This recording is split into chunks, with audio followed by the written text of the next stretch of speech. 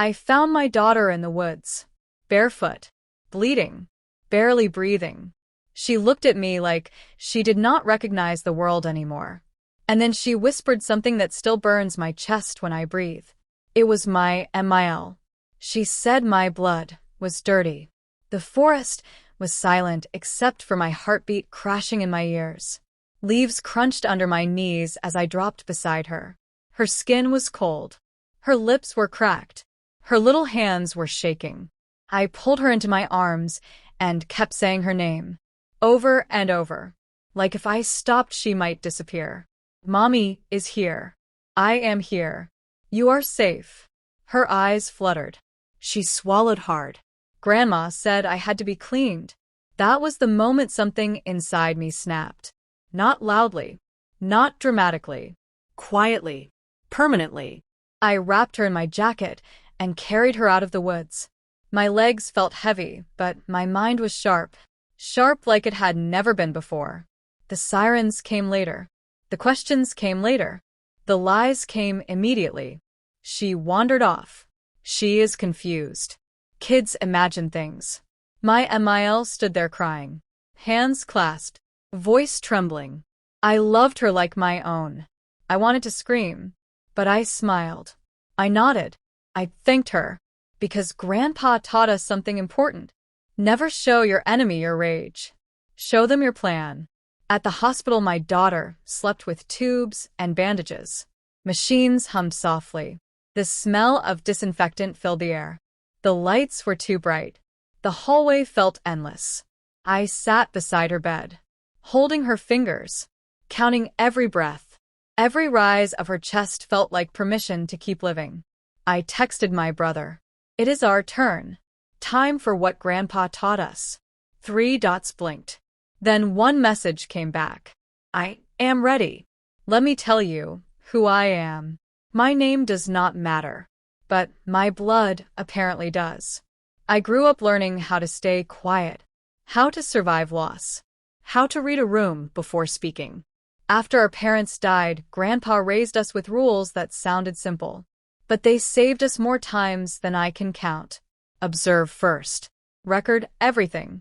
Never rely on memory alone. When I married my husband, I thought I was finally safe.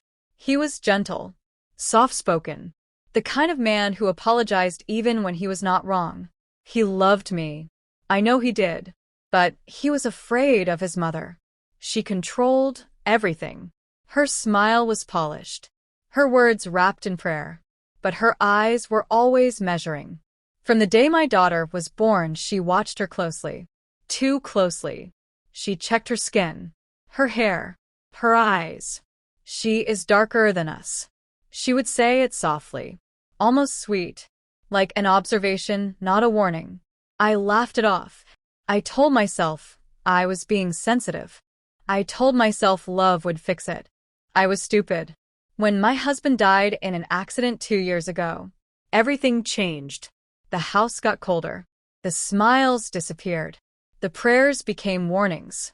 She started coming over uninvited, moving things, correcting my parenting. You should let us raise her. She needs guidance. She needs cleansing. I said no. That was my first mistake. The second was trusting family. Last weekend, my Emil offered to take my daughter camping.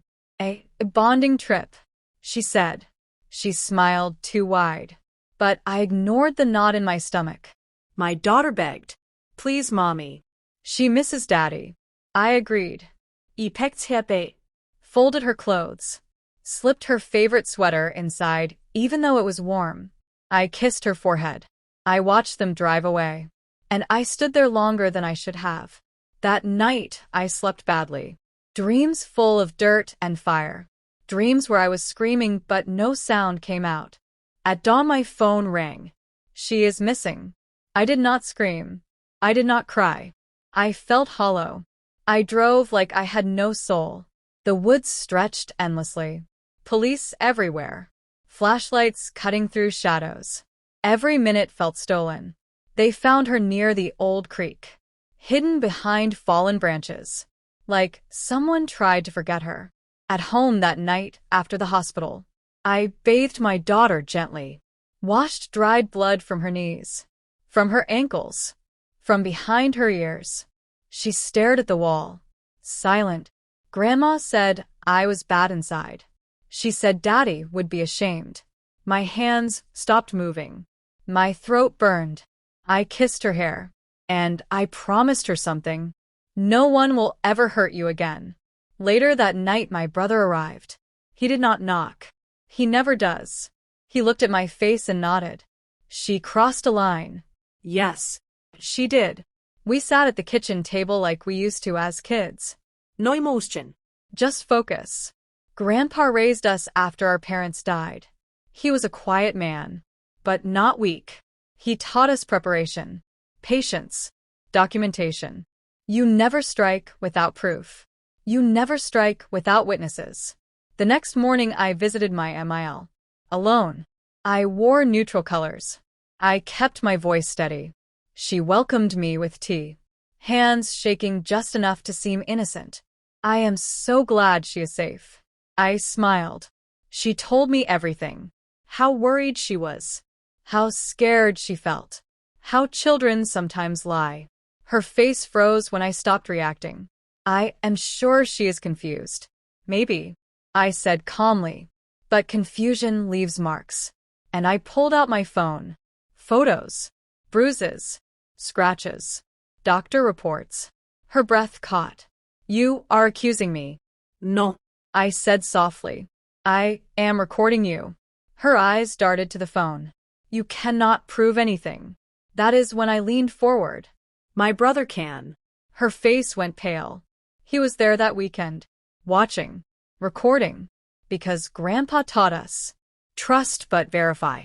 My MIL stood up, knocked over her chair. You planned this? Yes. I did. The trial was quiet. No cameras. Just facts. Audio recordings. Video from a hunting camera my brother installed months ago. Just in case. Her voice echoed in that courtroom. Dirty blood must be cleaned. The judge did not blink. My MIL was sentenced.